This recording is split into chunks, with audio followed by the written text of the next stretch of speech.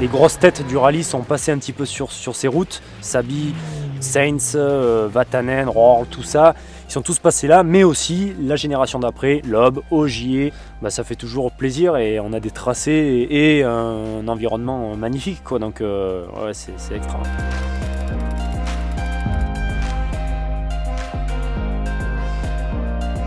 On aimait bien l'Ardèche parce qu'on savait qu'il se passerait des choses, quoi. Les écarts pouvaient se faire quand on faisait le Burzet dans des conditions extrêmes, la burle soufflait, donc il y avait peu de visibilité, il fallait des fois passer en force dans ces cordons de neige, il fallait aussi des fois affronter le brouillard, donc on savait qu'il se passerait des trucs. Puis bon, l'Ardèche, il y avait un public, il y avait une passion profonde pour cette édition.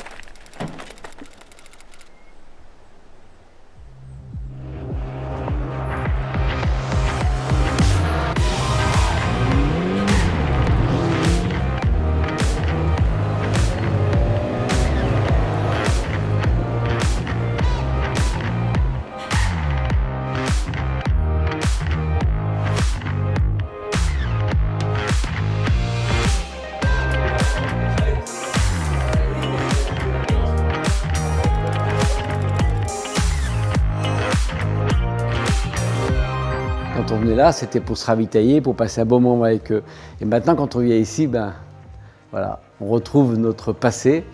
Et c'est pour ça que quand je rencontre Yves, je lui dis, mais bon, comment tu as fait pour arriver à convaincre tout le monde de venir ici, de ramener sa combinaison et de revoir le passé. Voilà, il a raison de dire ça. J'ai voulu immortaliser un petit peu toute cette belle histoire. Voilà. Depuis maintenant, ça fait plus de 40 ans. Voilà. Ouais, pas loin de 50. La combinaison de Bruno est là, il y a plusieurs combinaisons de différents pilotes.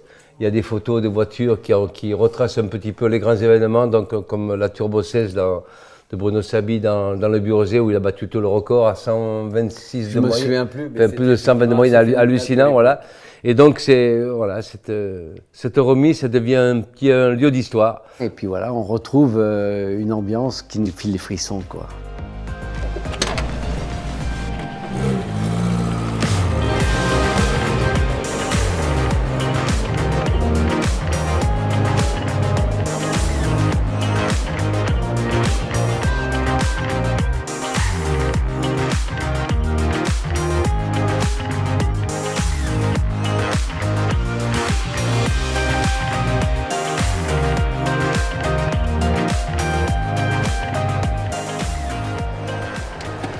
Salut Raphaël. Salut Bruno.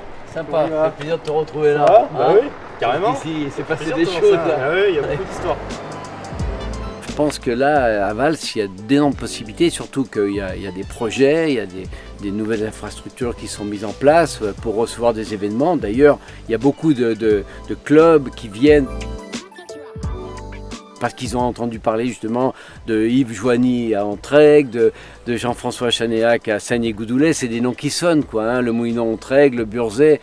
Tout le monde a envie de savoir ce qui était vraiment cet endroit si populaire au niveau du rallye.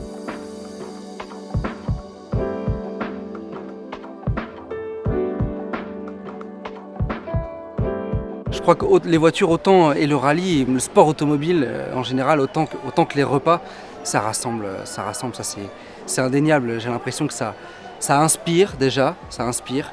Et puis surtout, ça pique la curiosité parce que quand on fait de la gastronomie, on sait que tout le monde ne peut pas le faire. Et quand on a des belles voitures, on sait que aussi tout le monde ne peut pas en avoir. Alors voilà, c'est une petite part de rêve qui... C'est important de rêver, c'est beau de rêver. Et je crois que c'est une petite part de rêve qui est importante pour tout le monde.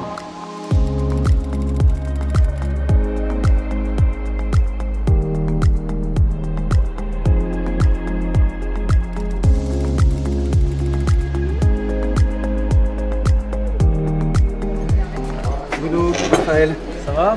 Bonjour ça Martin. va, tous les deux. Bienvenue.